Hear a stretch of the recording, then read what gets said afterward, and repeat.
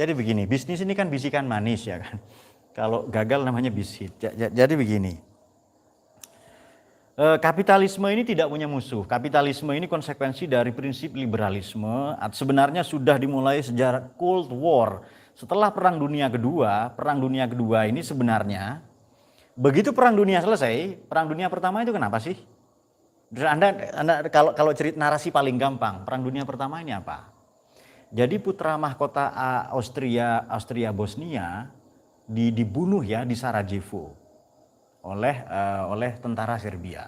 Lalu karena masing-masing negara di Eropa ini pun terikat fakta perjanjian satu sama lain, saling serang, saling bunuh. Hanya kurang dari 4 tahun terbunuh 18 juta. Nah, nanti konsekuensinya ada apa di Eropa saya ceritakan nanti. Singkat Perang Dunia Kedua. Setelah Perang Dunia Kedua, ini kan Perang Dunia Kedua ini paling banyak korban. Ada yang katakan 60, ada yang katakan 70 juta. Salah satunya terjadi di Indonesia, Perang Dunia Kedua. Ya berbuntut Pearl Harbor atau apa dan lain-lain ya. Oke, di Hawaii ya, pangkalan militer Amerika yang diluluhlantakkan oleh Jepang. Oke. Nah, kemudian setelah Perang Dunia Kedua lahir World Bank, Bank Dunia. Kan aneh. Setelah selesai perang ada Bank Dunia, ada IMF, International Monetary Fund, ada World Bank. Jadi, kau kan negaramu kalah perang. Tak kasih biaya ya.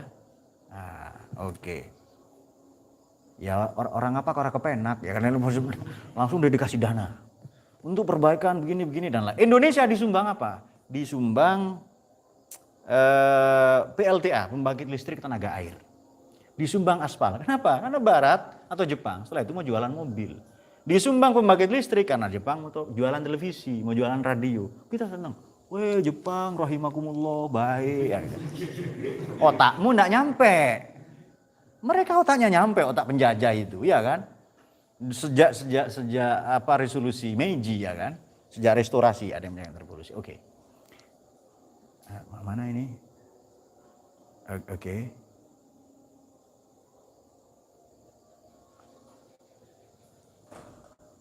Oke, itu dia. Nah, kenapa? Bukakan lagi tadi pertanyaan yang terakhir. Nah, setelah itu ada Bank Dunia. Kan aneh. Ya kan? Setelah perang ada Bank Dunia Kedua. Baru 1947 Cold War, perang dingin. Jadi perang bukan lagi senjata, bukan nuklir, bukan. Tapi perang menyebarkan pengaruh-pengaruh Barat dengan kapitalisme, Timur dengan sosialisme. Lebih tepatnya Amerika Serikat dengan Uni Soviet. Nanti komunisme ini dengan berbagai propaganda, ini sepupunya Falah, Pak Cecep namanya, Cecep Gorbachev ya kan, Mikhail Gorbachev. Orang Sunda Falah, Bogor, dekat Falah itu. Cecep Gorbachev ya kan. Oke. Nah, kemudian Cecep Gorbachev selesai ya kan, nanti diganti Nikita Khrushchev ya yang dekat dengan Soekarno ya. Nah, tetapi setelah itu apa ya? Ya setelah era Stalin. Nanti komunisme ini berdiri 1920 berakhir 1972. 92. Usia komunisme 70 tahun. Runtuh.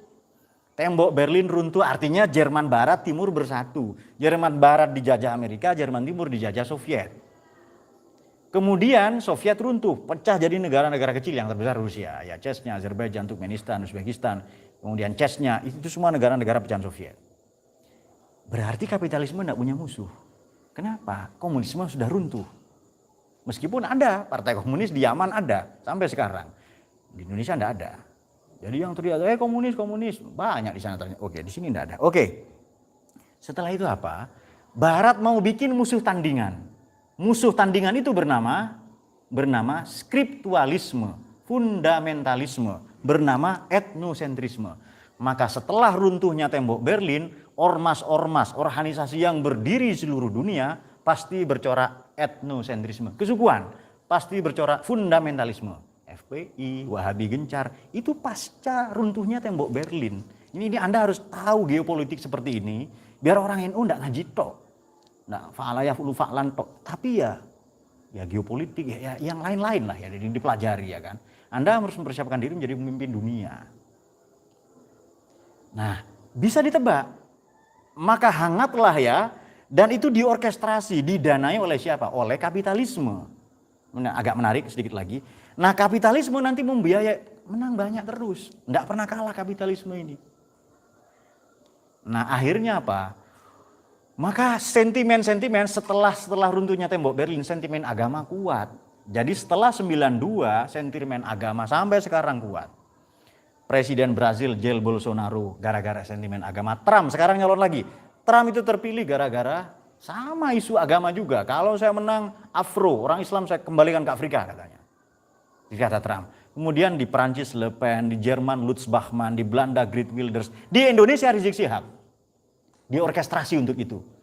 Gerakan 212, saya tidak benci orangnya loh ya, saya tidak benci orangnya.